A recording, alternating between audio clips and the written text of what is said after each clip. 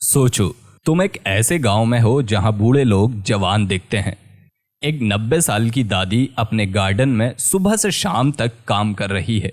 एक 95 साल के चचा दोस्तों के साथ हंसी मजाक कर रहे हैं और एक 100 साल की आंटी डांस कर रही हैं जैसे वो 25 की हों।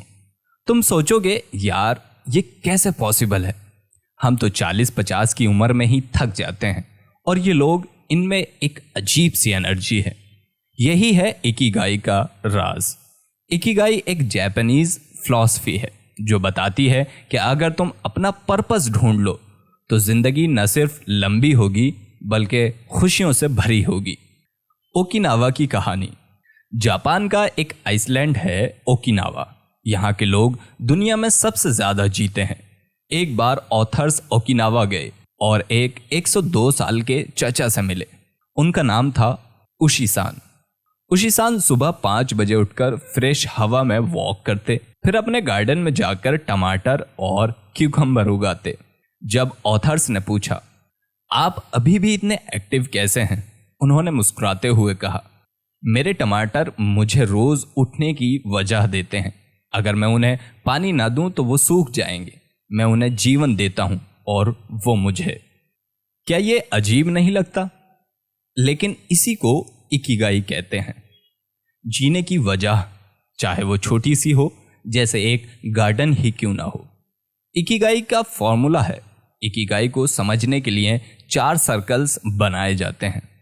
वॉट यू लव, तुम्हें क्या पसंद है, जैसे लिखना, सीखना, डांस या फिर music. What you are good at, तुम किस चीज में नेचुरली अच्छे हो।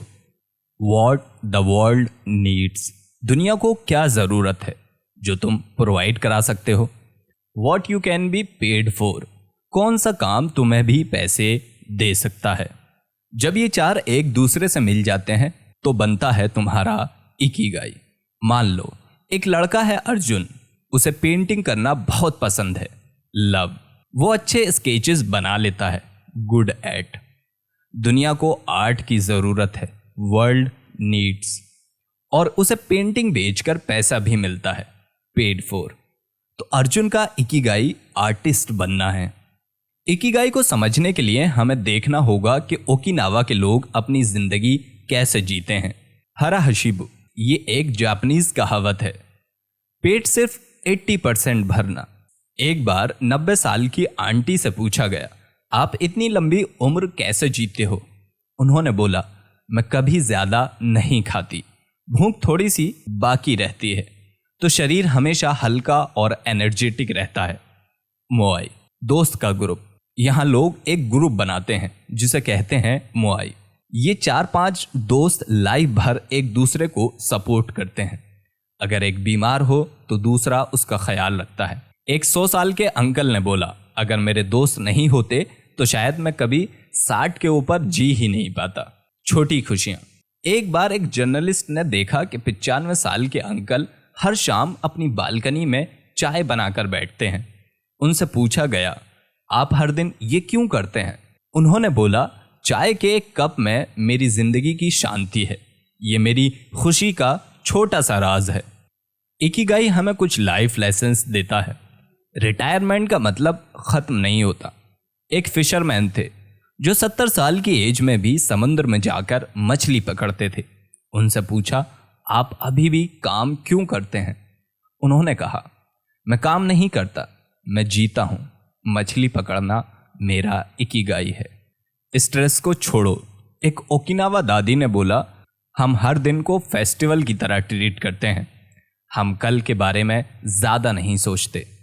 ये लोग स्ट्रेस को दूर करने के लिए नेचर में टाइम बिताते हैं, म्यूजिक सुनते हैं और मेडिटेशन करते हैं। अपने शौक को जीना सीखो। एक छोटा बच्चा था जो काइट्स बनाता था। धीरे धीरे उसने अपने पैशन को प्रोफेशन बना लिया। आज उसके काइट्स वर्ल्ड फेमस हैं।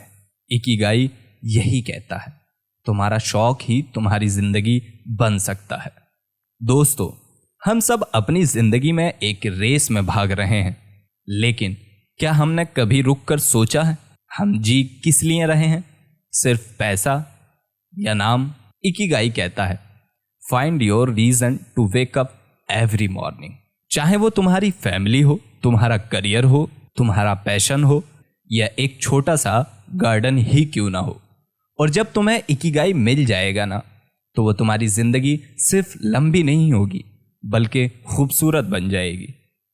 Ikigai is not about living long, it's about living well.